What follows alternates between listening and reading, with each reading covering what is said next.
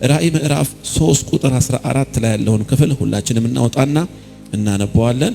ራእይ ምዕራፍ 3 ቁጥር 14 ላይ እንደዚህ ይላል፣ በሎዶቅያ ላለው ቤተክርስቲያን መልአክ እንዲህ ብለህ ጻፍ፣ አሜን የሆነው ደግሞም ታማኝና እውነተኛ ምስክር የሆነው የእግዚአብሔር ፍጥረት ምንጭ የሆነው እንዲህ ይላል፣ ቀዝቃዛ ወይንም ትኩስ እንዳልሆን ስራህን አውቃለሁ። ቀዝቃዛ ወይንም ትኩስ ብትሆን በወደድኩ ነበር። እንግዲህ ለብ ያለህ ብቻ እንጂ ትኩስ ወይንም ቀዝቃዛ ስላልሆን ካፌ አውጥቼ ልተፋህ ነው። ሀብታም ነኝ፣ ባለጠጋ ነኝ፣ አንዳችም አያስፈልገኝም ትላለህ። ነገር ግን ጎስቋላ፣ ምስኪን፣ ድሃ፣ እውርና የተራቆትህ መሆንህን አታውቅም። ስለዚህ ሀብታም እንድትሆን በሰዓት የነጠረ ወርቅ፣ የራቁትነትህ ኀፍረት እንዳይታይ የምትለብሰውን ነጭ ልብስ፣ ለማየትም እንድትችል ዓይንህን የምትኳለውን ኩል ከእኔ እንድትገዛ እመክርሃለሁ። እኔ የምወዳቸውን እገሥጻለሁ፣ እቀጣለሁ። ስለዚህ ትጋ፣ ንስሐም ግባ።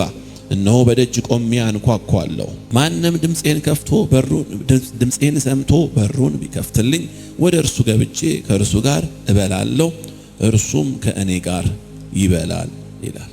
ምዕራፍ 3 ቁጥር 14 ጀምሮ እንደነገርኳችሁ ይህ ደብዳቤ የተጻፈው ለሎዶቅያ ቤተክርስቲያን ነው። ለሎዶቅያ ቤተክርስቲያን ደብዳቤውን ወይንም መልእክቱን ጌታ ኢየሱስ ክርስቶስ በዮሐንስ በኩል ሲልክ እንደተለመደው በሶስት ነገሮች ራሱን በማስተዋወቅ ይጀምራል።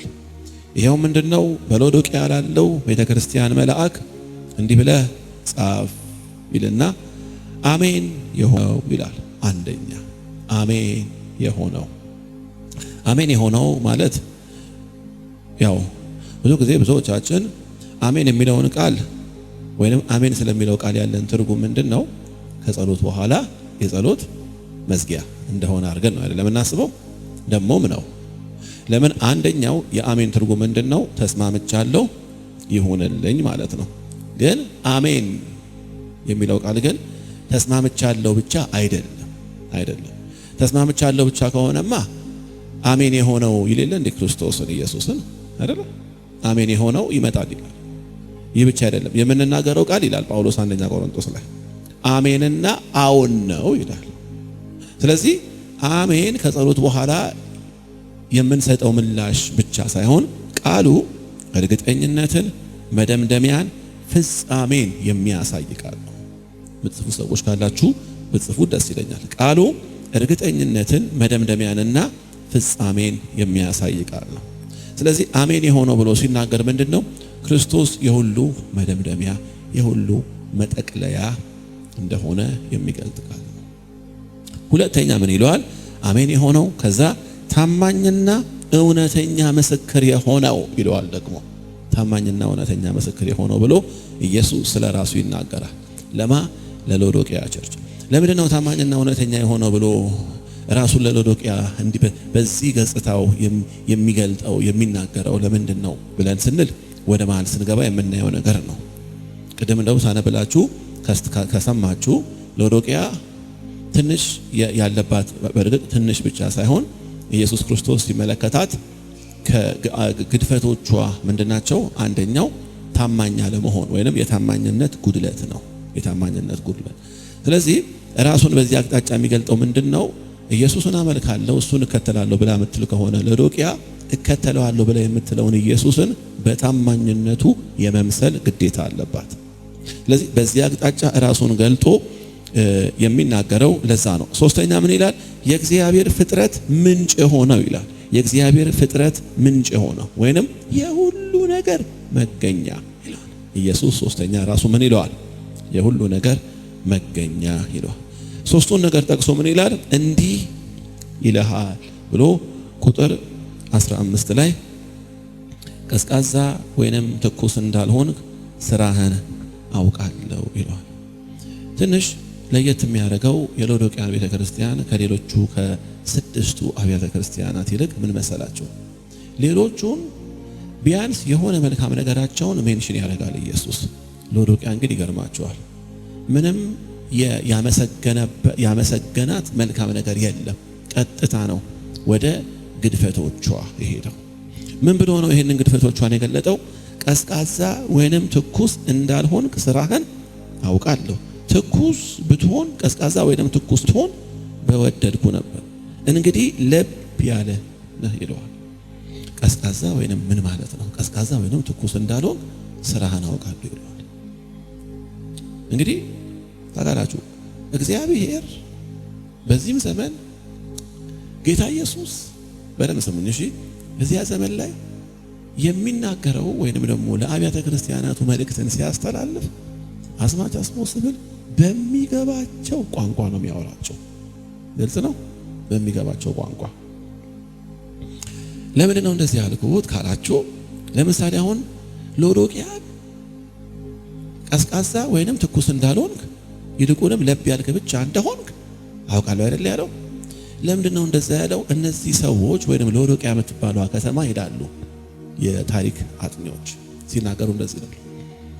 ለመጠጥ የሚሆነው ውሃቸው እነሱ ባሉበት ቦታ ላይ ውሃ ስለሌለ ለመጠጥ የሚሆነውን ውሃ ከሩቅ ቦታ ነው በቦይ የሚያመጡት እና ሲመጣ የሆነ ቦታ ላይ ከሙቀት ጋር ይገናኝና እነሱ ጋር የሚደርሰው ለብ ያለ ውሃ ነው ይላሉ አንዳንዶቹ።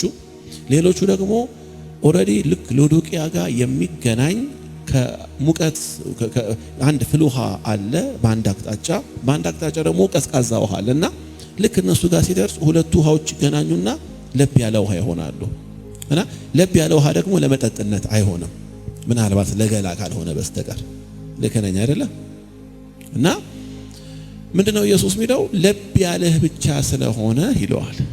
ምን ማለት ነው? ልክ እነዚያ የሎዶቅያ ሰዎች ያንን ውሃ ሲጠጡት የሚሰማቸው አይነት ስሜት ኢየሱስ ስለነሱ እንደሚሰማው እንዲያውቁ ፈልጓል። እንዲሁ ለብ ያለ ብቻ ስለሆንክ ይለዋል።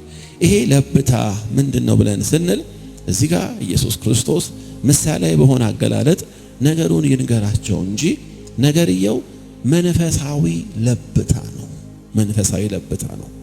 መንፈሳዊ ለብታ ምንድነው ካላችሁ በመንፈስ ሰዎች ሊኖራቸው የሚገባውን ግለት ሳይዙ ሲቀር፣ በመንፈስ ሰዎች ሊኖራቸው የሚገባውን ጥጋት ሳይተጉ ሲቀር ሰማይ ጌታ ኢየሱስ እነሱን የሚጠራበት አንደኛው ስም ለብታ ነው። ለብታ ታዲያ ይሄ ለብታ ወይም ደግሞ ይሄ መሀል ላይ መንዣዋጭ ወይም መሀል ላይ መጫወት ያኔ ብቻ ሳይሆን እኔና እናንተ ባለንበትም በዚህ ዘመን ላይ ያለ በጣም ትልቅ መንፈሳዊ በሽታ ነው። ከኔ ጋር ናችሁ? መንፈሳዊ በሽታ ነው። ይሄን ለብታ የሚለውን ቃል ሊገልጥ የሚችል ሌሎች ተያያዥ ቃላቶችን ልንገራችሁ። ለምሳሌ አሁን መካከለኝነት እንለዋለን ማለት እንችላለን። መካከል ላይ መጫወት። ከዚያ ደግሞ ይሄ ውሉ ያልታወቀ ሶስተኛ ማመቻመች ወይንም ደግሞ ኮምፕሮማይዝ ብለን ልንገልጠው እንችላለን። ከነዚህ ልክ አንድ የሚገልጠው ቃል አለ። ለዘብተኝነት ወይንም አለማክበድ። ለዘብተኛ መሆን። ለዘብተኛ በጣም ክፉ በሽታ ነው። ክፉ መንፈሳዊ በሽታ ነው ለብታ እና ወይ ትኩስ ወይ ደግሞ ለይቶለ ቀዝቃዛ አልሆንክም ይለዋል። እንደው ምን ይለዋል? ከሁለት አንዱን ሆነ ቢሆን ኖሮ ይለዋል በወደድኩ ነበር ይለዋል። ምን ማለት ነው? እንደው ለይቶልህ በቃ ጨለጥ ብለህ ገብተህ ቢሆን ኖሮ ለመመለስም ይመቻል። ትኩስ ብትሆንም ደግሞ እኔ የምፈልገው ህይወት ስለሆነ የሚበረታታ የሚመሰገን ነው። አሁን ያንተ መሀል ላይ ያለ ነገር ነው ይለዋል። በነገራችን ላይ በዘመናችሁ በህይወታችሁ እንዲሆንባችሁ እንደው እማልመኝላችሁ ምጸልይላችሁ ነገር በእንዲህ አይነት ለብታ መንፈስ እንዳያገኛችሁ። ለምን መሰላችሁ? መቼም እንደ አገልጋይነት እኔ በደንብ ኦብዘርቭ የማደርጋቸው ነገሮች አሉ። ይህ አይነት መንፈስ እኔና እናንተ ያለንበት ዘመን ላይ የሚሰራውን ያክል በየትኛው ዘመን ላይ ሰርቷል ብዬ አላስብም። ምክንያቱም ብዙ ሰዎችን በግል ማገኛቸዋለሁ። ደግሞ ላገለግል በሄድኩባቸው ቦታዎች ላይ በደንብ በመንፈሴ እንደዚህ ዲዘርን የማደርገው ነገር አለ። በጣም ብዙ ሰው ቀላል በማይባል ሁኔታ መሀል ላይ የተጫወተ ነው ያለው ለብ ያለ ህይወት። እና ይሄ ለብ ያለ ህይወት ምን መሰላችሁ? ጠፍቻለሁ ብሎ እንዳያስብ የሆነ ነገር አለው። ከዛ ደግሞ ጠንካራ ነኝ ብሎ ደግሞ እንዳይል የሆነ ድክመት እና ውሉ አይታወቅም። ዲፋይን አታረገውም። ይሄንን አይነት ህይወት ዲፋይን አይደረግም። እኔ በአገልግሎቴ ነው ብላችሁ ድብን ብሎ ወደ ዓለም የሄደው ድብን ብሎ በቃ የሳተውን ሰው መመለስ መምከር በጣም ይቀለኛል። እንዲህ አይነት ሰዎችን አግኝታችሁ የሆነ እግዚአብሔር ነገር ብትነግሯቸው ቀድሞውኑ በልባቸው ማለት ስላሉበት ድካም በደንብ ስለሚረዱ አያስቸግሯችሁም ለመመለስ። ግን ይገርማቸዋል። አልጠፋሁም እያለ ግን ያለው መሀል ላይ ግን ዥዋዥዌ እየተጫወተ ያለው ሰው ልምከር ብትለው አይሰማህም። ለምን ካልከኝ አልጠፋሁም ብሎ ስለሆነ የሚያስበው አንተ ገና ልትመክረው ያለውን ምክር እሱ ይነግርሃል። ስለገጠመኝ ነው። እንዴት አደገኛ መሰላችሁ! እንዴት አደገኛ መሰላችሁ! በተለይ ይሄ መሀል ላይ ያለ ነገር አደገኝነቱን እኔ በጣም ያስተዋልኩት መቼ መሰላችሁ? አሁን ስሟን ሜንሽን ባረጋላችሁ የምታውቋት አንድ ዘፋኝ አለች ኢትዮጵያ ውስጥ አሁን ወደ ጌታ መጣለች። እና ወደ ጌታ ከመጣች በኋላ የሆነ ሰዓት ላይ ወደ ምን አይነት እንትን ውስጥ ገባች? ይሄ ዘፈን እንትን አይደለም አርት ነው ለጌታ። ጌታ አርት አይጠላም። ጌታ ይጠላል እንደ ሙዚቃ አይጠላም ወደሚለው ነገር እና እንዲህ ብሎ የሚያስቡና እንዲህ ብሎ የሚያስተምሩ ቲሞችን አውቃቸዋለሁ። እና አብዛኛዎቹ ከጌታ ቤት የወጡ ናቸው። ግን ምንድነው ከጌታ ቤት ሲወጡ ኦሬዲ የተነኩበት የመጀመሪያ መነካት ስላለ የማይክዱት መነካት ስላለ እዚህ ከመጡ በኋላ ምን አሉ? እኛ ከጌታ ቤት አልወጣንም፣ ግን አርትን በቃ የምንዘፍን የጌታ ልጆች የሚል ስያሜን ሰጥተው የግል ቸርች አላቸው። ከዛ ልክ እሷ የሆነ ኢንተርቪው ላይ ቀርባ ይሄንን ነገር ስትናገር ሰማሁና ያንን ግሩፕ እንደተቀላቀለች አውቄ በጣም አዘንኩት። ያ ግሩፕ ምንድነው የሚለው? ዘፈን ምንም ችግር የለውም፣ ለጌታ ምን እንዘምራለን፣ ለዘፈንም ደግሞ እንዘፍናለን። ዋዝ ፕሮብሌም ይለዋል። አርት ነው ጌታ አርት አይጠላም ይላል። ሲጀምርማ እግዚአብሔር ጌታማ እንዴት ነው አርት የሚጠላው? አርት የሚባለውን ነገር ሲጀምር ማን ፈጠረውና? እሱ እኮ ነው የፈጠረው አይደለ? እና ይሄ በጣም ይሄ ብሎ ያልታወቀ ነገር በጣም ለብዙ ሰዎች ውድቀት ምክንያት የሆነና ምን ልበላችሁ ህይወት ልክ እንደ ብል የሚበላ እና ደግሞ ሰውየው ሲበላ ምኑ ጋር እንደተበላ በሆኑ ሊያውቅ የማይችልበት እውርነትን የሚያላብስ በጣም አደገኛ ክፉ በሽታ ነው። ሰማሪያ ሲባል ሰምታችኋል አይደለ? የሰማሪያ ሰዎች ሳምራውያን ማቴዎስ፣ ማርቆስ፣ ሉቃስ፣ ዮሐንስ። ለምን ሳምራውያን ተባሉ? የሆነ ጊዜ ላይ ሰማሪያ የእስራኤል ዋና ከተማ በነበረችበት ጊዜ አሶር መጣና ወረራት። ከዛ በኋላ ምን አደረገ? ህዝቡን እንዳለ አግዞ ወደ አሶር ወሰዳቸው። ከዛ ደግሞ የአሶራውያንን ደግሞ የራሱን ደግሞ ህዝብ አመጣና እዚያ ቦታ ላይ ሰማሪያ ላይ አሰፈረ። ከዛ በኋላ ምን ሆነ ይላል መጽሐፍ ቅዱስ ሲናገር ከጫካ አንበሳ እየወጣ እነዛ አሶራውያንን መብላት ጀመረ፣ አታክ ማድረግ ጀመረ። መጽሐፍ ቅዱስ ነው የሚነግረን። ልክ እነሱን አታክ ሲያደርግ ምን አሉ እነዚህ አሶራውያን? ቀድሞ እዚህ ቦታ ላይ ይኖሩ የነበሩ ህዝቦች ለአምላካቸው ይቀርብ የነበረ አንድ መስዋዕት አለ እና ያንን መስዋዕት ፕሮፐርሊ እኛ ማቅረብ ስላልቻለን አምላካቸው እየተቆጣን ነው። ለምን በየቀኑ አንዳንድ ሰው ሁለት ሰው በአንበሳ እየተወሰደብን ያለው። ስለዚህ ምን እናርግ ተባለ? ከተማረኩት በአሶር ምድር ካሉ ሰዎች እስራኤላውያን የተወሰኑትን ላኩልንና የአምላካቸውን ሕግ እዚህ ያስተምሩን ብለው ሐሳብ አቀረቡ። ከዛ እሺ ተባለ። ከአሶር ምድር ወደ ሰማሪያ ምኖች መጡ? እስራኤላውያን። ከዛ እስራኤላውያን መጥተው ለአሶራውያን ምን ማስተማር ጀመሩ? የእስራኤልን ሕግ እያስተማሯቸው አሶራውያን የሕግ ተማሩ። ከዛ ምን ሆነ መሰላችሁ? ህዝቡ ተቀላቀለና ተዳቀለ። ከዛ ምን ሆነ? አሶራዊም እስራኤላዊም የሆነ መሃል ላይ ያለ ህዝብ ተፈጠረ። ያ ህዝብ ማን መሰላችሁ? ሳምራውያን ይባላል። እና እነዚህ ሳምራውያን ምንድነው ልዩ ነገራቸው ካላችሁ በተመሳሳይ ሰዓት ለአሶርም አምላክ ለእስራኤልም አምላክ መስዋዕት ነው የሚያቀርቡ ሰዎች ናቸው። ድብልቅልቁ የወጣ ሰምታችሁናል።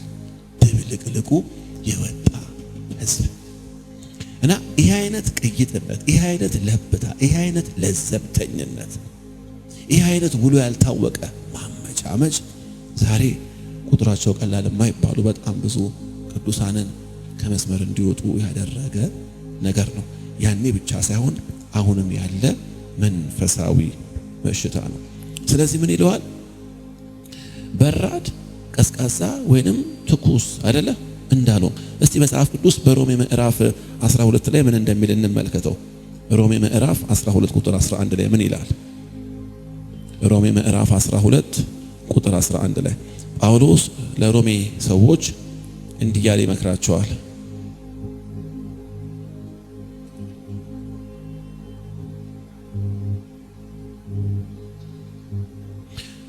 በጣም ደስ የሚል ቃል ይጠቀማል። ሮሜ ምዕራፍ 12 ቁጥር 11 ላይ ጌታን ለማገልገል በመንፈስ የጋላችሁ ምን ጨረሱት? እናንተ ጋር ትርጉም ምን ይላል? ጌታን ለማገልገል በመንፈስ የጋላችሁ ሁኑ እንጂ ከዚህ ትጋት ወደ ኋላ አትበሉ ይላል። የድሮ ትርጉም ምን ይለዋል? መስፍኔ የድሮ ትርጉም ምን ያስከው? ጮኩላ በበለኝማ ሮሜ 12 ቁጥር 11 አንድ በጣም ጠንካራና ደስ የሚል ቃል ይጠቀማል የድሮ ትርጉም ላይ። ይሄኛው ምን ይለዋል? ጌታን ለማገልገል በመንፈስ የጋላችሁ ሁኑ። ሁሉ ጊዜ የጋላችሁ ሁኑ ጌታን ለማገልገል በመንፈስ እሺ፣ እንጂ ከዚህ ትጋት ለስራ ከመትጋት ይለዋል አትለግሙ። ደስ አይልም? በመንፈስ የምትቃጠሉ ሁኑ እንጂ ምን አትበሉ?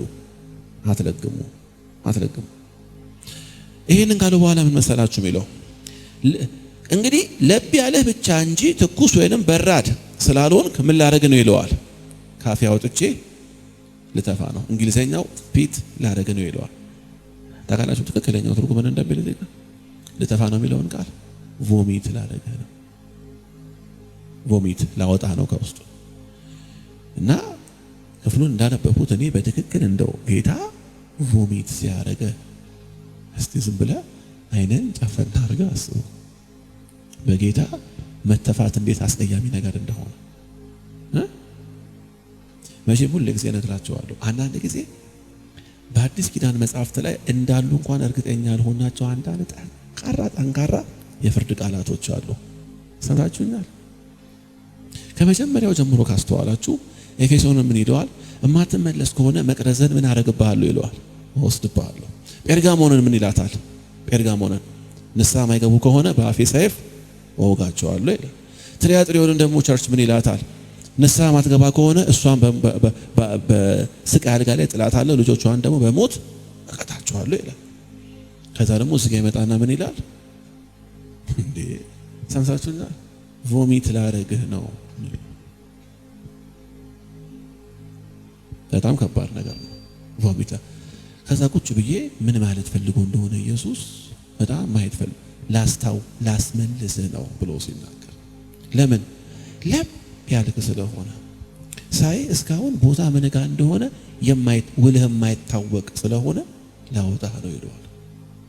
ለብታ ይህን ጻፉልኝ። ለብታ ይሄ ማስመለስ የሚለው ቃል ምን መሰላችሁ? ሪጀክሽን ወይንም በጌታ መተውን የሚያሳይ ቃል ነው። በጌታ መተው ለብታ ሪጀክሽንን ያመጣል። ወይንም ይሄ አለመጋል፣ ሁል ጊዜ ግሎ አለመገኘት፣ በነገር ሁሉ ጊዜ ሰማይ እኛን የሚጠብቅበት ስፍራ ላይ ቆሞ አለመገኘት ምንን ያመጣል? መተፋትን ያመጣል። ሪጀክሽን ነው እና ቃሉ ሪጀክሽንን የሚያሳይ ቃል እንደሆነ የምታውቁት በምን መሰላችሁ? መቼም ሰው የበላው ምግብ ሳይስማማው ቀርቶ ከውስጡ ካወጣው በኋላ መቼም እንደዛ ሆነን ብዙዎቻችን ታውቃለን አይደለ? አሞንም በአንድም በሌላ መንገድ ከውስጣችን የበላው ምግብ ወጥቶ ያውቅ። መቼም ጤነኛ አእምሮ ያለው ሰው ወይኔ ትላንትና ሳይስማማኝ ያወጣሁት ምግብ ብሎ ወደ ተፋበት ቦታ መሄድ ሰው አለ እንዴ? ጤነኛ አእምሮ ያለው ሰው በፍጹም እንደዛ አያደርግም። ለምን? ኦልሬዲ ከሱ ምን ያደረገ ነው? ሪጀክት ያደረገው ነገር ነው። ሰዎቹ መቼም ያታካላችሁ ለብ ያለ ውሃ የሚጠጣው ለምንድን ነው? ሰው ለብ ያለ ውሃ የሚጠጣው ለማውጣት ነው አይደለ? እኔ እንደዛ ሰዎች ያደርጉ አውቃለሁ። እንደው የሎዶቅያ ሰዎች ምን ያህል እንዲገባቸው ፈልጓል ኢየሱስ ነገርየው። የነሱ ለብታ ምን ያህል መንፈሳዊ ዓለም ላይ የተጠላ ነገር እንደሆነ እንዲያውቁ ፈልጓል ኢየሱስ። ወንድሞች እናቶች እዚህ ጋር ቆሜ ሎዶቅያ ስለምትባል ቸርች ስናገር ሁሌ እንደምለው ታሪክ እየተናገርኩ አይደለም።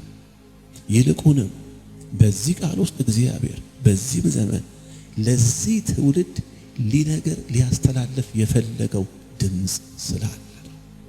ከኔ ጋር ናችሁ። ቅድም ነግሬያችኋለሁ። ብዙ ቦታ ለአገልግሎት በሄድኩባቸው ጊዜያቶች ሁሉ ጉባኤው በጣም ይባረካል፣ ይደበላለቃል፣ የአሜን ችግር የለበትም። በእርግጥ እኛ ሰባኪዎች ያው ጉባኤ ተብለቅለቅ ሲል ደስ ይለናል። አሁን እንደዚህ ቁጭ ብላችሁ ከምትሰሙኝ ተነስታችሁ አሜን እያላችሁ ላምባ ነው ምናምን ብትሉኝ ላምባ ነው ብዙዎቻችሁ አጣጡ ይሆናል። ያው ወስጄዋለሁ ማለት ነው። እንደዛ እያላችሁ ብትሰሙኝ አይ ፕሪፈር። ግን በጣም ቁጥሩ ቀላል የማይባል በለምስ ቁጥሩ ቀላል የማይባል በጣም ብዙ ቦታ ላይ ለአገልግሎት በሄድኩባቸው ቦታዎች ላይ ሰው ከተቀመጠበት ወንበር ላይ ተነስቶ አሜን ለማለት ነው እንጂ የጋለው በክርስትና ሕይወቱ ለመኖር አይደለም የጋለው። ለምን ቢባል እዚህ ጋር ቆሜ እኔ የሚያግል ነገር ብናገር መጋልህ አይቀርም። ትግል አለ ባይዘው እኔ እቺ የምናገራትን ክፍል ዘግቼ ሌላ የሚያግል ቃል መርጬ ጉባኤውን ላግለው እችላለሁ። ቀላል ነው ማጋል።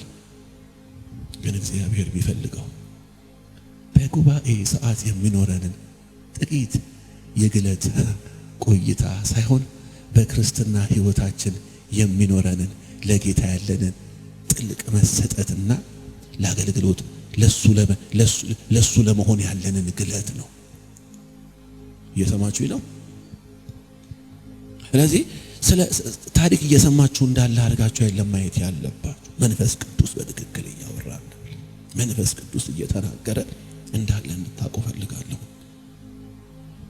መሀል ላይ ማመቻመች ወይም ደግሞ ኮምፕሮማይዝ ማድረግ ልክ እንደዚህ መተፋትን ያመጣል፣ ሪጀክሽንን ያመጣል። ይህንን ሪጀክሽን ወይም ደግሞ መተፋትን የሚቀልጥ ሌላ ቃል ምንድነው ብዬ በጣም ስለዚህ ክፍል እያሰላሰልኩ በነበረበት ሰዓት ላይ ወደ ልቤ አንዳንድ ቃላቶች አንዳንድ ቃል ይመጣ ነበር። ከነዚህ መካከል አንደኛው ማቴዎስ ወንጌል ምዕራፍ 5 ጋር ያለው ቃል ነው። ማቴዎስ ወንጌል ምዕራፍ 5 ጋር ጌታ ኢየሱስ ሲናገር ምን አለ? ትዝ ይላችኋል? ምን አለ ሲናገር ኢየሱስ?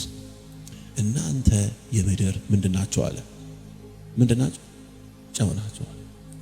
ነገር ግን ጨው ጨውነቱን ካጣ ምን ይሆናል አለ?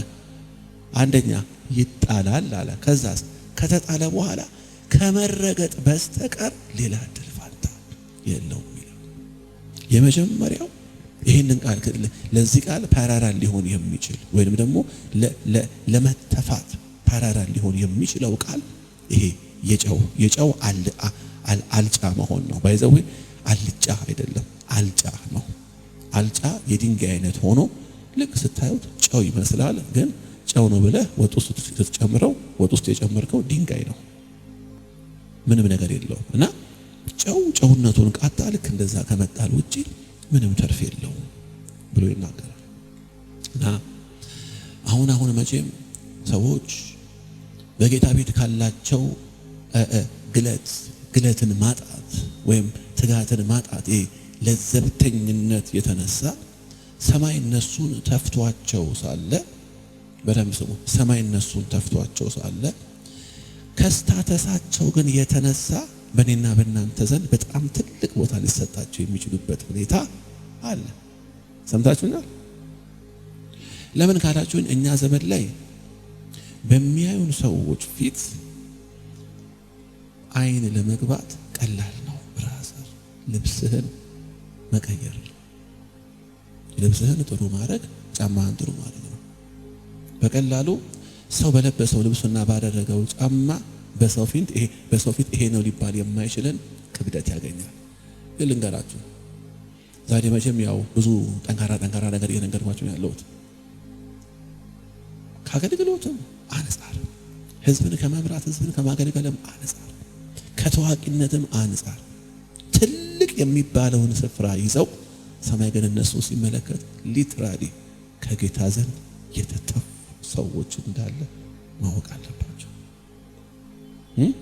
የ200 ምናምን ሺህ ብር ኮት ለብሶ የመጣ ሰውዬ ልክ እንደዚሁ በጌታ ፊት ውድ ሆኖ ይታያል ብላችሁ መደምደም የለባችሁ። በጌታ ፊት እኔና እናንተን ውድ የሚያደርገን በፊቱ የምንመላለስበት የህይወት ኳሊቲ ነው እንጂ የለበስነው ልብስ አይደለም። ይሄን ነገር ዋቁ። እቺን መልእክት በደንብ ያዙልኝ። በየትኛውም ጊዜ በየትኛውም ዘመን መንፈሳዊ ለብታ መተፋትን ያመጣል። ስለዚህ ሁል ጊዜ ራሳቸውን ኢቫሉዌት አድርጉት። ከትላንት ይልቅ ዛሬ፣ ከባለፈው ሳምንት ይልቅ ይሄኛው ሳምንት፣ ካለፈው ወር ይልቅ ይሄኛው ወር፣ ካለፈው ዓመት ይልቅ ይሄኛው ዓመት የጸሎት ህይወቴ እንዴት ነው? ጌታን ለማገልገል ያለኝ ተነሳሽነት እንዴት ነው? ቃል ለማንበብ ያለኝ ፍላጎት እንዴት ነው ብላችሁ ራሳችሁን ጠይቁት። ከጊዜ ወደ ጊዜ ነገሮቻችሁን ስትመለከቱ እየቀዘቀዘ እንጂ እየጋለ እየመጣ ካልሆነ መቼም እግዚአብሔር እንደኛ ፍላጎት ሳይሆን እንደ ቃሉ ስለሆነ እነዚያ ሰዎች ላይ የሆነው ነገር እኛ ላይ አይሆንም ብለን መደምደም አንችልም። ዛሬ መንፈስ ቅዱስ ለዚህ ጉባኤ ሊናገር የፈለገው የመጀመሪያው ነገር በህይወታችሁ በፍጹም ለብታ እንዲመጣ አትፍቀዱ። እስቲ አሜን በሉ። አትፍቀዱ ለብታ እንዲመጣ በክርስትና ህይወትሽ፣ በጸሎት ህይወትሽ፣ ለጌታ ቤት ባለሽ ቅናትና ለጌታ ቤት ባለሽ ኮሚትመንት ያን ያህል ብዙ አታካብጁ የሚልን መንፈስ የሚጨምርብሽን ሰው አትቅረቢው። ሰምታችሁኛል? አስማት አስቦስበል ዙሪያችሁ መከበብ ያለበት ውስጣችሁ ያለውን ቅናት ይበልጥ ለማቀጣጠል እሳትን የሚያነሳሳ መሆን አለበት እንጂ ቆይ ተረጋጋው ተረጋጋ እንደርስበታለን የሚባል ጨዋታ ካለበት ቦታ እባካችሁ ራቁ። ዛሬ ጓደኞቻችሁ፣ ዛሬ የምትቀርባቸው ሰዎች፣ ዛሬ አብራችሁ ጊዜ የምታሳልፏቸው ሰዎች ውስጣችሁ ላይ ያለውን እሳት ይበልጥ እንዲነሳሳ የሚያራግቡ ናቸው ወይንስ እስቲ ትንሽ ቀለል አድርገው ያን ያህል ልክ እንደዛ አታካብደው የሚሏቸው ሰዎች ናቸው ያሉት? ወገኖቼ ሆይ ህይወት የምርጫ ጉዳይ ነው፣ እድል አይደለም። you have to be careful። ጳውሎስ ጢሞቴዎስ ምን ይለዋል? እጆቼን በመጫን አንተ ውስጥ ያለውን ጸጋ ይላል ሰው እሳትን እንደሚያቀጣጥል አቀጣጥለዋለሁ ይላል። በጌታ በኢየሱስ ስም የምትቀጣጠሉበት ስፍራ ግቡ።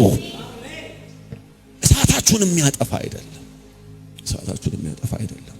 ተለቃችሁ ስትጸልዩ አጠገባችሁ ያለ ሰው ወይ የድምጻችሁ ነገር ይረብሸውና ወይም ደግሞ ስታመልኩ በቃ ተለቃችሁ ለጌታ ሁለንተናችሁ ሰጣችሁ መስዋዕት ሆናችሁ እየሆናችሁ ባላችሁበት ሁኔታ ላይ ምንድነው እንደዛ አይነት ነገር እኮ ያን ያህልም እኮ ጌታ እንዲህ ስትሆኑ እንዲህ ስለምኩ አይደለም እንደው ጌታ የሚሰማ የሚል አይነት አስተያየት ጠብ አድርገውባችሁ ውስጣቸው ያለውን እሳት ሊያቀዘቅዙ ሊያጠፉ የሚፈልጉ አጋንንት የሚልካቸው ሰዎች አሉ። አይ እነዚያ ሰዎች ልክ እንደናንተ በጌታ ቤት ያላቸውን ነገር ሁሉ ሰጥተው ተለከው የማምለክ ግለት ከሌለባቸው ግድ የላችሁ ስለ ወዳጅነት ብላችሁ ውስጣችሁ ያለውን እሳት ስታዳፍኑ እንዳትገኙ ሽሹ ከዚያ ቦታ። ለምን? በፍጹም በእናንተ ህይወት ለብታን መፍቀድ ስለሌለባችሁ። ኢየሱስ ጌታ ነው። ለማንበብ የቃላችሁ፣ ለመጸለይ የቃላችሁ፣ ለማምለክ የቃላችሁ ሰዎች እንድትሆኑ ክብር ሁሉ ለእግዚአብሔር ይሁን። ስለዚህ እንደዛ እንዲሆን በጣም ላሳስባችሁ እፈልጋለሁ።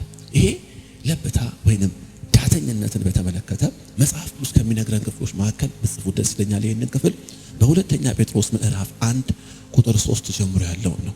ከሰዓታችን አንፃር ጥቅሱን ጻፉትና እኔ እንዲሁ በቃል ልንገራችሁ። ይሄ ዳተኝነት ምን አይነት ክፉ ነገር እንደሆነ ሁለተኛ ጴጥሮስ ምዕራፍ 1 ከቁጥር 3 ጀምሮ እንደዚህ ይላል። ጻፉና ቀና ብላችሁ ይሁን። እንደዚህ ይላል ጴጥሮስ ሲናገር፣ በገዛ ክብሩና በበጎነቱ የጠራንን እርሱን በማወቅ ለሕይወትና ለእውነተኛ መንፈሳዊነት የሚያስፈልገንን ነገር ሁሉ የመለኮቱ ኃይል ሰጥቶናል። እስቲ ሰጥቶናል በሉ። ለሕይወትና ለእውነተኛ መንፈሳዊነት የሚያስፈልገንን ነገር ሁሉ የመለኮቱ ኃይል ሰጥቶናል። ከዛ ይላል ከክፉ ምኞትም የተነሳ በዓለም ካለው ምግባረ ብልሹ ሕይወት አምልጣችሁ ከመለኮታዊ ባህሪዎች ተካፋዮች እንድትሆኑ በእነዚህ ነገሮች አማካኝነት እጅግ ታላቅና ክቡር የሆነውን ተስፋ ሰጥቶናል ይላል። እንደገና ይሄን ካለ በኋላ ቁጥር 6 ላይ እንደዚህ ይላል፣ በደምብ ስሙ። ስለዚህም ምክንያት ይላል for this reason፣ ስለዚህም ምክንያት ይልና እንደዚህ ይላል በሙሉ ትጋት። በሙሉ ትጋት የሚለውን እንግሊዘኛው with all diligence ይለዋል። ሰምታችሁኛል? በትጋት ሳይሆን የሚለው በሙሉ ትጋት ምን ማለት ነው? ያለህን አቅም ሁሉ አሰባስበህ እያለ ነው ያለው። በሙሉ ትጋት በእምነታችሁ ላይ በጎነትን ለመጨመር ጣሩ። ምን ማለት ነው? እምነት ጋር ቆመ እምነት አለኝ ብለህ በዛ ረክተህ ፍሬን ይዘህ እዛው ጋር እንዳትኖር፣ ይልቁንም ምን አርግ? በእምነት ላይ ምን በል? በጎነትን ለመጨመር ጣር። ከዛስ በበጎነትም ላይ በእምነት ላይ በጎነትን፣ በበጎነትም ላይ ዕውቀትን ይለዋል። በዕውቀትም ላይ ደግሞ ራስን መግዛትን ጨምሩ። ራስን በመግዛትም ላይ ጽናትን ጨምሩ። በጽናትም ላይ ወንድማዊ መዋደድን ምን በሉ? ጨምሩ። በወንድማዊ መዋደድም ላይ ፍቅርን ጨምሩ ይላል። ሃሌሉያ! ደስ አይልም ቃሉ? ጨምሩ። አንድ ቦታ ብቻ አስታካት አድርጉ። አንድ ቦታ ብቻ ፍሬን ይዛችሁ እንዳትቆሙ፣ ይልቁንም ምን በሉ? ጨምሩ። በትጋት ጨምሩ። ትናንትና የነበረች መልካም ነገር አልነበረ? ትናንትና ሰዎች አንቺ ሲመለከቱሽ ይሄ መልካም ነገር አለሽ ብሎ የነገሩሽ ነገር አለ አይደለም? ያ ነገር ከትናንት ይልቅ ዛሬ የበለጠ ሊጨምር የሚችልበትን ሁኔታ ነው እንጂ ማመቻቸት ያለብሽ በጣም መልካም ነገር አለ፣ በቃ ስላለ መልካም ነገር እግዚአብሔር ይመስገን ብለ በዚያ ነገር ረክተሽ አንድ ቦታ እንድትቆሚ የእግዚአብሔር ሐሳብ አይደለም። ይልቁን ምን በሉ? በአንደኛው ላይ አንደኛውን ጨምሩ። ከዛ እንደዚህ ያለ እነዚህ ባህሪያት ተትረፍርፈው ቢኖሯችሁ ይላል ጌታችን ኢየሱስ ክርስቶስን በማወቅ ዳተኞችና ፍሬ ቢሶች ከመሆን ይጠብቋችኋል። እስቲ አሜን በሉ። ዳተኞችና ፍሬ ቢሶች ከመሆን ይጠብቋችኋል። ከዛ ቀጥሎ እንደዚህ ይላል እነዚህ ባህሪያት የሌሉት ግን ይላል። እነዚህ ባህሪያት የሌሉት ማለት መሰላችሁ? ለመጨመር የማይተጋ ሁሌ በግለት የማይንቀሳቀስ እያለን እነዚህ ባህሪያት የሌሉት ግን የሩቁን የማያይ ወይንም እውር ነው ይለዋል። ይልቁንም እውር ነው ብሎ ሲናገር ምን እያለ ነው ያለው? የሩቁን የማያይ ወይንም እውር ካለ በኋላ ምን ማለት ፈልጎ እንደሆነ ቀጥሎ ሲናገር እንደዚህ ይላል ከቀድሞ ኃጢአቱ መንጻቱን ረስተዋል ይላል። ስለዚህ ወንድሞቼ አለ ዝቅ ብሎ መጠራታችሁንና መመረጣችሁን ከፊት ይልቅ አጽኑ። ምክንያቱም እነዚህ ነገሮች ብታደርጉ ከቶ አትሰናከሉ። ይልቁንም ወደ ጌታችንና ወደ አዳኛችን ወደ ኢየሱስ ክርስቶስ መንግስት መግባት በሙላት ይሰጣችኋል። ሰምታችሁናል? እነዚህ ባህሪያት ቢኖሯችሁ ሁሌ የጋላችሁ ብትሆኑ፣ ሁሌ ተንተከተካችሁ ብትሆኑ ምን ትሆናላችሁ? ወደ እግዚአብሔር መንግስት ትገባላችሁ። ስትገቡ ግን አንደኛ ቆሮንቶስ ምዕራፍ 3 ላይ እንዳለው ሰውዬ ስራው ተቃጥሎበት እሱ ግን በጭንቅ እንደዳ ነው። እንደዛ ሳይሆን በምጥ እንደዳ ነው ሰውዬ ሳይሆን በሙላት መግባት ይሆንላቸዋል። በኢየሱስ ስም በዚህ ቃል ባርካቸዋለሁ። ዛሬ ከመጣው ቃል የተነሳ የሆነ ትጋት ያገኛችሁ፣ በኢየሱስ ስም ትጋት ያገኛችሁ። እግዚአብሔር ለሙሴ እንደዚህ ይለዋል ስለ ማደሪያው ድንኳን ሲናገር ይሄን እሳት አየኸው ይለዋል። መሠዊያው ላይ ያለውን እሳት 24 ሰዓት ሙሉ ይንደድ ይለዋል። ካህናቶቹ ስራቸው አንድ ነው። ጠዋትና ማታ እየገቡ ለእሳቱ መቀጣጠል የሚያስፈልገውን እንጨት ማቅረብ ነው ይለዋል። በኢየሱስ ስም እሳቱ አይቁም፣ ግለታችሁ አይቁም። በኢየሱስ ስም የሚያቀዘቅዛችሁ ከናንተ የተመታ ይሆነ አይቁም ይለዋል። ክብር ለእግዚአብሔር ይሁን። እግዚአብሔር ከዘመናችሁ ላይ ዳተኝነትን ይምታው። የዕብራውያን ጸሐፊ ለዕብራውያን ሰዎች እንደዚህ ይላቸዋል በዕብራውያን ምዕራፍ 5 ቁጥር 11 ላይ በዕብራውያን ምዕራፍ 5:11 ላይ ዕብራውያን ምዕራፍ 5:11 ላይ እንደዚህ ይላል። ስለ ክርስቶስ ሊቀ ክህንነት ይናገርና እንደዚህ ይላል እንግዲህ ስለዚህ ጉዳይ ብዙ የምንናገረው ነገር ነበረ፣ ነገር ግን ለመማር ዳተኛ ስለሆናችሁ ከዚህ በላይ መሄድ አልችልም ይላል። ከጊዜው የተነሳ አስተማሪ ልትሆኑ ሲገባችሁ፣ ነገር ግን የእግዚአብሔርን ቃል የመጀመሪያ ኤሌመንታሪ የሆነውን ነገር የሚያስተምራችሁ ሰው ያስፈልጋል። አያችሁ፣ ዳተኝነት የዕብራውያን ጻፊ ለዕብራውያን ሰዎች የጠለቀውን መንፈሳዊ ነገር እንዳይናገር እንቅፋት ሆነበት። አንዳንድ ቀን ይመጣና እግዚአብሔር በጣም ትልልቅ መንፈሳዊ በረከቶችን ሊያፈስ ፈልጎ ያለንበት ግን መንፈሳዊ ሌቭል ወይንም ደግሞ ያለንበት መንፈሳዊ ደረጃ ከልክሎት የሚመለስበት ሁኔታ አለ። የዕብራውያን ጻፊ ለዕብራውያን ሰዎች ልል ምችለው ነገር ነበረ ነው የሚለው። ስለ ኢየሱስ መልከ ጸዲቅነት ልተነትን የምችለው እውቀት እያለ ነገር ግን ለመማር ዳተኛ ይለዋል። እንደውም እንግሊዝኛው እንደዚህ ይለዋል፣ slow to hear ለመስማት የዘገያችሁ ስለሆነ ይለዋል። ይሄ ዳተኝነት ለመስማት መዘግየት ምንድነው? ባጭሩ አለመትጋት ነው። አለመትጋት። እንደዛ ስለሆናችሁ ምን አላደርግም ይላል፣ ከዚህ በላይ መሄድ አልችልም ይላል። ወንድሞቼና እህቶቼ በአዲስ ኪዳን ብቻ ሳይሆን በብሉይ ኪዳን ዘመንም የእግዚአብሔር ሕዝብ ጠንቅ ነው ዳተኝነት። በፍጹም አትፍቀዱ። በጌታ በኢየሱስ ስም ስንፍናን በፍጹም ነው ምላችሁ። ዛሬ ማድረግ የምትችሉትን ነገር ዛሬ ተማሙታችሁ አድርጉ እንጂ ለነገ ብላችሁ የምትቀጥሉት ነገር መኖር የለበትም። እንደው ይሄን ክፍል ባነብላችሁ ደስ ይለኛል። ሐጌ ምዕራፍ 1 ላይ እነዚህ ሐጌ ምዕራፍ 1 ማለት እስራኤላውያን ከባቢሎን ምርኮ መጥተው ወደ ከተማቸው ወደ ሀገራቸው መጥተው ሊሰሩ ፈልገው ከተማቸውን ግን ሲመለከቱ ጠቅላላ ከተማው ድምጥማጡ ጠፍቶ ነበረ። መቅደሱ ፈርሷል፣ ቤቶቻቸው ፈርሷል፣ ከተማው ፈርሷል። ስለዚህ እግዚአብሔር ቤተ መቅደስን ስሩልኝ ብሏቸው ሁኔታውን ሲመለከቱ አሁን የሚያዋጣው መቅደሱን መስራት ሳይሆን የራሳቸውን G+2 ቤት መስራት ነው። ሰማኝ እግዚአብሔር ሕዝብ እየሰማችሁ ነው አይደለ? የራሳቸውን G+2 ቤት መስራት ነው። ከዛ በኋላ እግዚአብሔር ቤት ፈርሶ ሳለ እነሱ ቀጥታ ወደ የግሎቻቸው ጉዳይ ሲገቡ እግዚአብሔር በነብዩ በሐጌ በኩል ይሄን ነገር ነገራቸው። ላንብበላችሁ ዝም ብዬ እንደው ክፍሉ ቢነበብ ራሱ የተብራራ ስብከት ነው። እንደዚህ ይላል ቁጥር 3 ላይ እግዚአብሔር ጸባዖት እንደዚህ ይላል፣ ይህ ሕዝብ የእግዚአብሔር ቤት የሚሰራበት ጊዜ ገና ነው ይላል። የእግዚአብሔርም ቃል በነብዩ በሐጌ በኩል እንዲህ ሲል መጣ፣ ይህ ቤት ፈርሶ ሳለ እናንተ ራሳችሁ በተዋቡ ቤቶቻችሁ ውስጥ ለመኖር ጊዜው ነውን? ከዛ እንደዚህ ይላል፣ ስለዚህ እግዚአብሔር ጸባዖት እንደዚህ ይላል፣ እስቲ መንገዳችሁን ልብ በሉ፣ እስቲ ወደ ኋላ ዞር በሉና ያላችሁን ሕይወት በደንብ ኦብዘርቭ አድርጉትማ ይላል። ስሙኝ ምን እንደሚል፣ መንገዳችሁን ልብ በሉ። ብዙ ዘራችሁ ግን ያጨዳችሁት ጥቂት ነው። በላችሁ ግን አልጠገባችሁም። ጠጣችሁ ግን አልረካችሁም። ለበሳችሁ ግን አልሞቃችሁም። ደሞዙን ተቀበላችሁ ግን በቀዳዳ ኮሮጆ የማስቀመጥ ያክል ነው ይላል። ምን ማለት ነው? ትናንትና ነበር እንዴ ያለ ሺህ ብር ኪሴ የገባው ምን በላው ብላችሁ አታውቁም? ምን በላው ትሉ የለ? ስሙኝ እግዚአብሔር ጸባዖት እንደዚህ ይላል፣ እስቲ መንገዳችሁን ልብ በሉ፣ ወደ ተራራ ውጡ፣ እንጨትንም አምጡ፣ ቤቱንም ስሩ፣ እኔም በርሱ ደስ ይለኛል እከበርበታለሁ ይላል እግዚአብሔር፣ ሁሉን የሚገዛ እግዚአብሔር። ብዙ ተስፋ አደረጋችሁ፣ ያገኛችሁት ግን ጥቂት ነው። ወደ ቤት ያስገባችሁት እኔ እፍል አልኩበት። ይህ የሆነው ለምን ይመስላችኋል? የእኔ ቤት ፈርሶ ሳለ እያለ ሁላችሁ የራሳችሁን ቤት ለመስራት ስለሮጣችሁ ነው።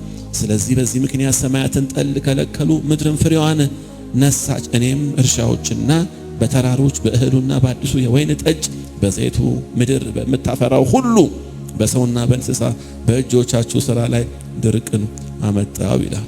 የኔው ቀና ብላችሁኝማ እግዚአብሔር በነብዩ በሐጌ በኩል ይህን ከነገራቸው በኋላ እስራኤላውያን እንደገና ተነሳስተው ከልግመኝነት ወጥተው እንደገና ቤተ መቅደሱን መስራት ጀመሩ። ልክ መሰረቱን ጥለው መንቀሳቀስ ሲጀምሩ እግዚአብሔር ምን አላቸው መሰላችሁ? ምዕራፍ 2 ቁጥር 18 ላይ ስሙኝ፣ ከዚህ ቀን ጀምሮ ይኸው ከ9ኛው ወር 24ኛው ቀን ጀምሮ የእግዚአብሔር ቤተ መቅደስ መሰረት እስከ ተጣለበት ቀን ድረስ ያለውን ዘመን ልብ በሉ። እስቲ አስቡ፣ በጎተራ የቀረ ዘር አሁን ይገኛልን? የወይኑና የበለሱ ዛፍ የሮማኑና የወይራው ዛፍ እስካሁን አላፈሩም ካለ በኋላ እንደዚህ ይላል፣ ከዚህ ቀን ጀምሮ እባርካችኋለሁ። ሃሌሉያ! መንፈሳዊ ነገሮቻችሁን ባስቀደማችሁበት ዘመናችሁ ይሄውን ሕያው ምስክር ነኝ፣ እግዚአብሔር ጥሎ አይጥላችሁም። የእናንተን ነገር እግዚአብሔር ለመስራት እንደገና ይነሳል። የተጣለ ነገር አይኖራችሁም። ኢየሱስ ብላችሁ በግለት ስሙን በጠራችሁበት እርሱን ለማምለክ ራሳችሁን በሰጣችሁበት በዚያ ዘመን እግዚአብሔር ቆጥሮ ይከፍላል እንጂ እግዚአብሔር የሚጠላ አምላክ አይደለም። ግን ይላችኋል እግዚአብሔር ከልግመኞችና ከልግመኝነት ራቁ፣ ራሳችሁን ሁሉ ጊዜ ለትጋት አሰልጥኑ፣ የለብታን ሕይወት ከመለማመድ ራሳችሁን ቆጥቡ። ክብር ለእግዚአብሔር ይሁን። ሁሌ ተዘጋጁ ይላል ማቴዎስ 25 ላይ እንደዚህ ያለ የሚለው ስለ 10 ቆነጃጅት 5ቱ ልባም 5ቱ ግን ሰነፍ ይላል አይደለም? እነዚህ ልባም ያሰኛቸው ምንድነው? ልባምነታቸው። እነዚያ ሴቶች ምን ብለዋል? መቅረዛቸውን እያበራ ካለው ዘይት በተጨማሪ ሌላ ሪዘርቭ ዘይት ይዘዋል። ከዛ ድንገት ሌሊት ላይ ባልተጠበቀ ሰዓት ሙሽራው መጣ ተባለ። ያኔ ምን አደረጉ ይላል? እነዛ ወረዲ ዘይታቸው አልቆባቸው እንደገና መቅረዞቻቸውን ለመለኮስ ወዲያ ወዲህ ሲሉ ዘይት አጡ። ከዛሳ በድቅድቅ ሌሊት ወደ ሱቅ ሮጡ። በዛ ሰዓት ሱቅ ዝግ ነው። ከወጡ በኋላ ሙሽራው ገባ። ከዛስ ምን ሆነ አትሉኝም? ሙሽራው በሩን ዘጋው። ከዛ በኋላ መጥተው ቢከፍቱ ቢያንኳኩ ከውስጥ የመለሰላቸው ሙሽራው ነው። ምን ብሎ? አላውቃችሁም ብሎ። ጌታ ኢየሱስ ሐዋርያት ማቴዎስ ወንጌል ምዕራፍ 25 ላይ ይሄን ነገር ከነገራቸው በኋላ የምሳሌው መደምደሚያ ምን እንደሆነ ሲያስቀምጥላቸው እንደዚህ አለ። እንግዲህ ቀኒቱንና ሰዓቱን አታውቁምና ሁል ጊዜ ምን ሆኑ? ዝግጁ ሆኑ።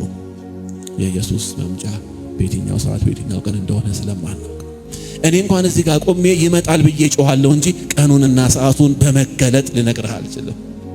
ግን ከዚህ ከወጣን በኋላ ደረጃ ጋር ሊሆን ይችላል።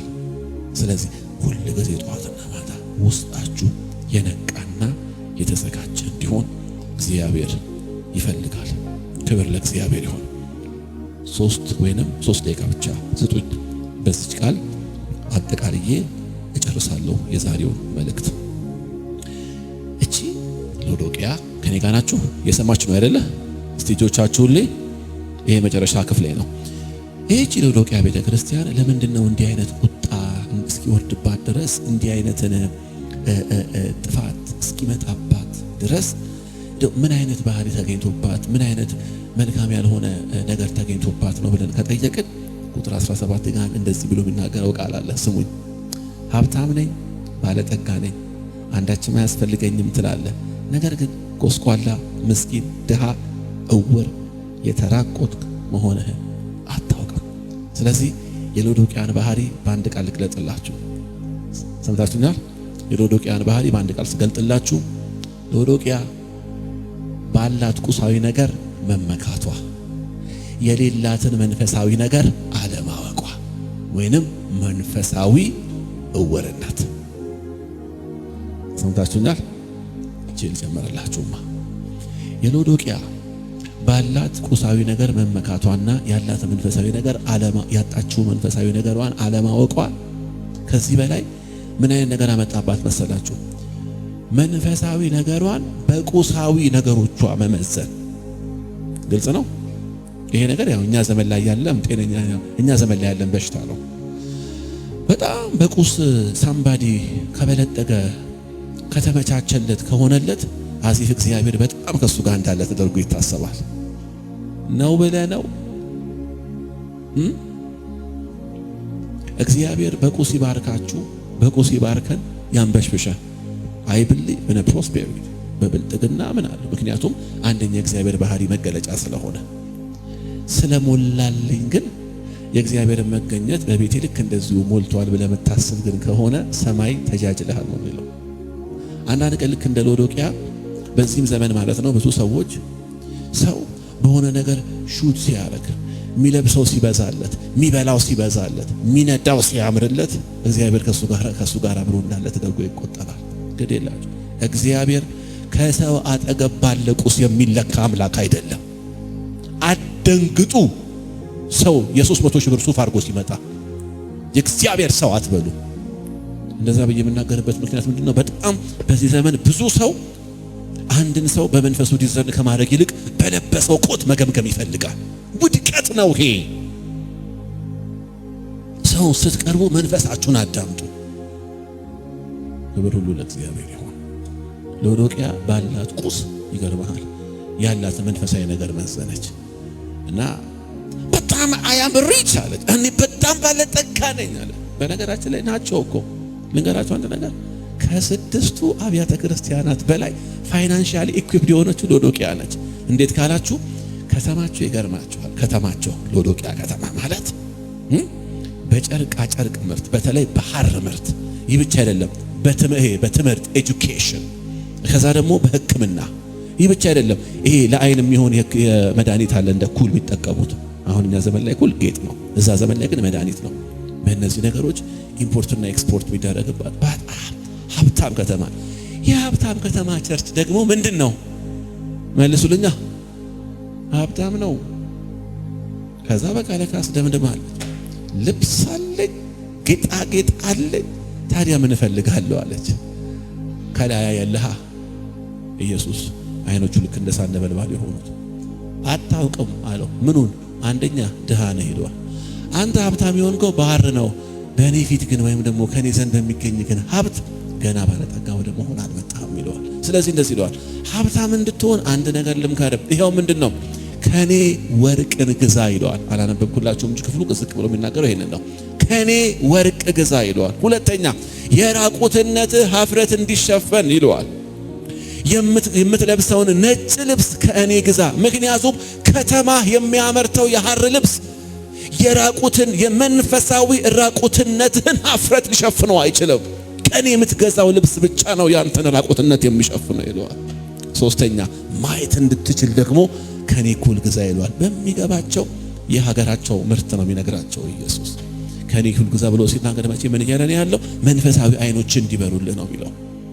ከዚያ ኢየሱስ እንዲህ ብሎ ይቀጥላል።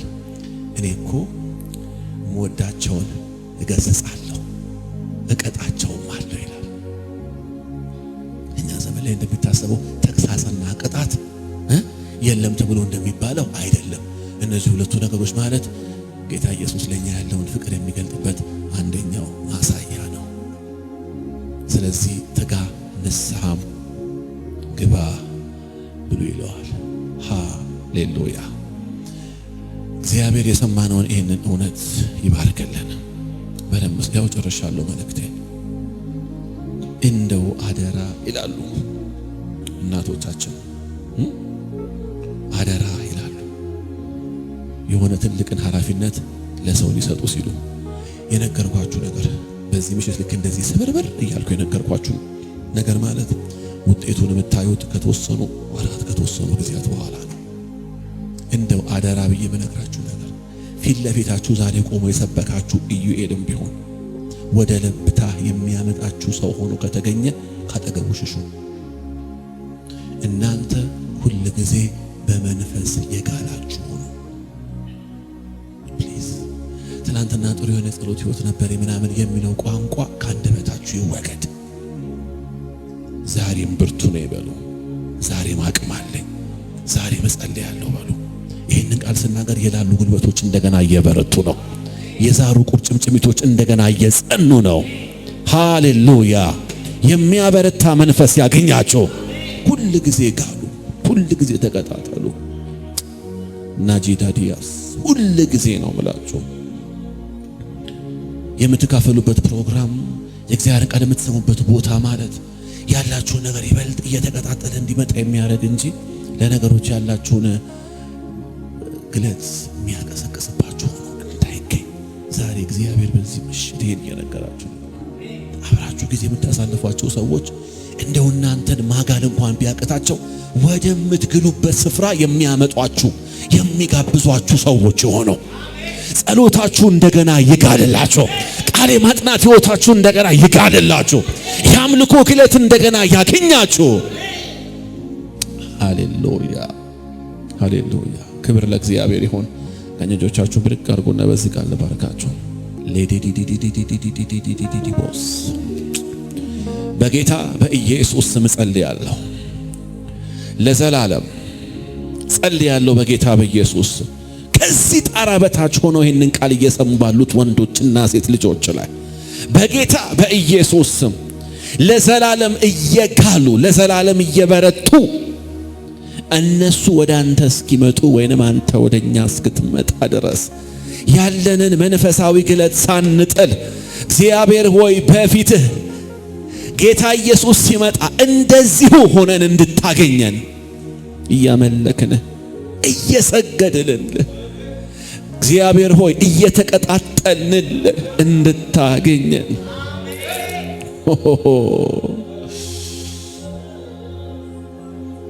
ይሄ የማይለመደው ህልውና፣ ይሄ የማይለመደው መንፈስ፣ ይሄ የማይለመደው አብሮነት እቤታችን ላይ ይበልጥ እየጨመረ እንዲመጣ በጌታ በኢየሱስ ስም በዚህ ቃል ባርካቸዋለሁ።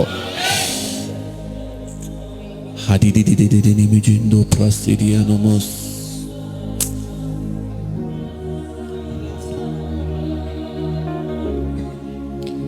ከኔጋችን ብቻ እንልና እንጨርሳለን። ሃሌሉያ። ሁሌ ሁሌ ሁሌ ሁሌ አንተን ብቻ እስከ ዕድሜ መቋጫ በዕድሜ ጠዋት በገባኸኝ ማግስት ጨዋታ ወሬ መወደዴን ማድነቅ አውርቼ አልጠግብ ዘምሬ አረካ ያቺ ትንሽ ልቤ ለፍቅር ሸፍታ አልደጋንትላ ራሴን አልሻ አጓጉል ሁሉ ያላንተ መጀመር መጠበቂያ ጥሬ መደምደሚያዬ ልኖር እንደፈሰስክ ዓይኔ አንተን ያለ ጉዳዬ